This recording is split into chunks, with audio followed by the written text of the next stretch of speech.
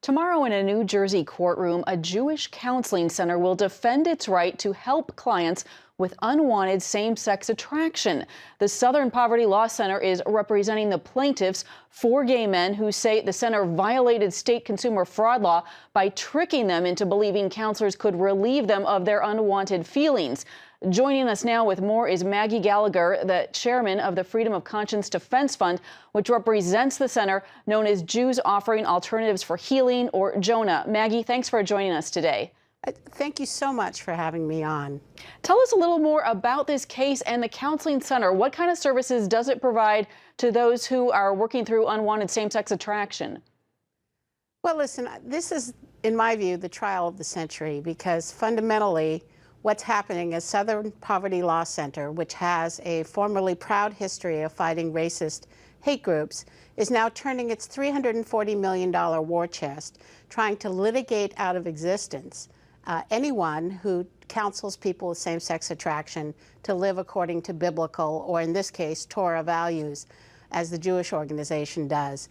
And it's part of a larger plan to basically remake the face of public morality here. That what we're witnessing now, not as some future threat, but what's happening right now and in a courtroom in New Jersey is an attempt to redefine basic Christian teachings on sex and marriage as the equivalent of racism in the public square.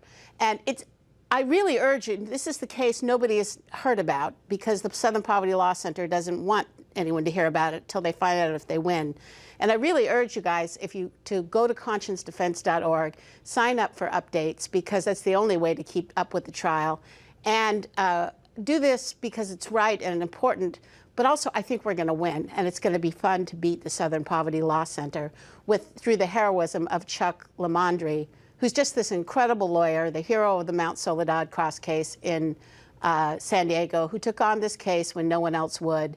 And we're coming down after 3 years and millions of dollars to whether people have a right to seek therapy and counseling if they want, or if the Southern Poverty Law Center can bankrupt these groups out of business. And what is really at stake here? If the Southern Poverty Law Center wins and says, yes, consumer fraud happened here, what does that mean for, clients who want to go and get help in these kind of cases? Well, they've already announced that this is their beachhead case, their trial case. They picked New Jersey because they thought the consumer fraud laws were most favorable, and the court system is pretty liberal. And so, but they've already said they're going to take aim at 70 other Christian and other religious counseling groups who help people with same-sex attraction live the life that they choose. Right? This is the amazing thing. In pro-choice nation, you're allowed to choose anything. You're allowed to choose your gender. You're allowed to choose a gay marriage. The one thing you're not allowed to choose is to seek help for living your life the way you choose according to biblical values, if that's your choice. And this is not about some particular kind of therapy. Sometimes these are called reparative or conversion therapy. It's any kind of counseling help the Southern Poverty Law Center is now saying is fraudulent, because nobody in the history of the human race has ever been helped.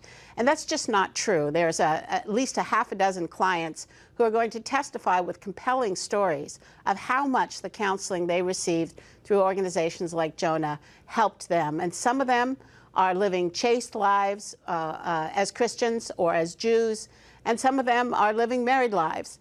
It's not clear what every single person can do, but everyone can gain control and orient their sexual desires to their higher values. And people with religious identities have the right to do this. Nobody has the right to interfere.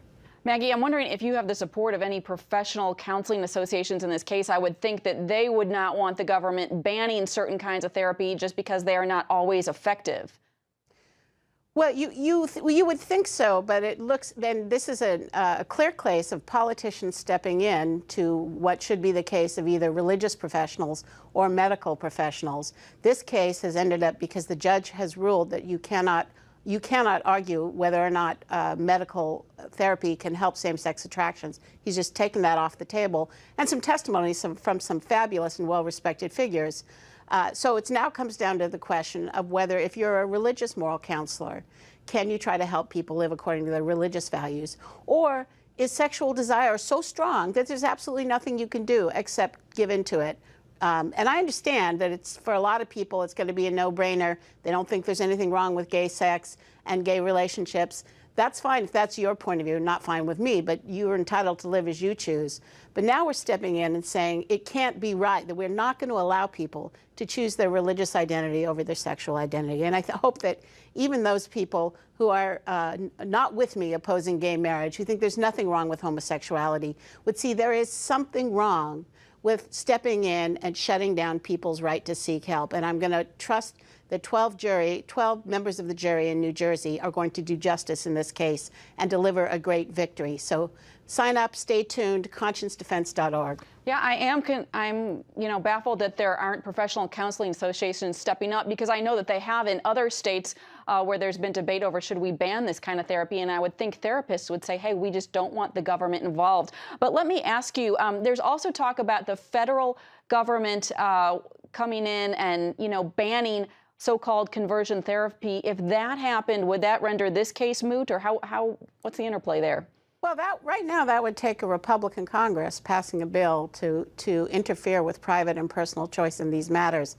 So I don't think it's going to happen. I think it was introduced, I believe, by a California representative named Lou. And I believe that part of the reason is to allow things like Cory Booker to send out false misinformation about so-called gay conversion therapy to every voter in New Jersey to affect the jury pool. I can't know that's his motivation, but the timing of this all around this trial shows how important the left considers it and how much they want to win, and how, we have in Chuck Lamondre and the conscience-defense.org, we have a real David here standing up to the Goliath. Sometimes he walks into that courtroom in New Jersey and it's him against 15 Ivy League trained lawyers.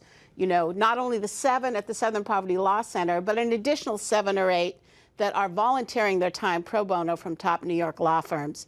So it's just been an incredible battle, and it is all coming to a head this week in New Jersey. All right, well, it's something we'll be watching. Maggie Gallagher with the Freedom of Conscience Defense Fund, thanks so much for joining us. Thank you for having me, Heather.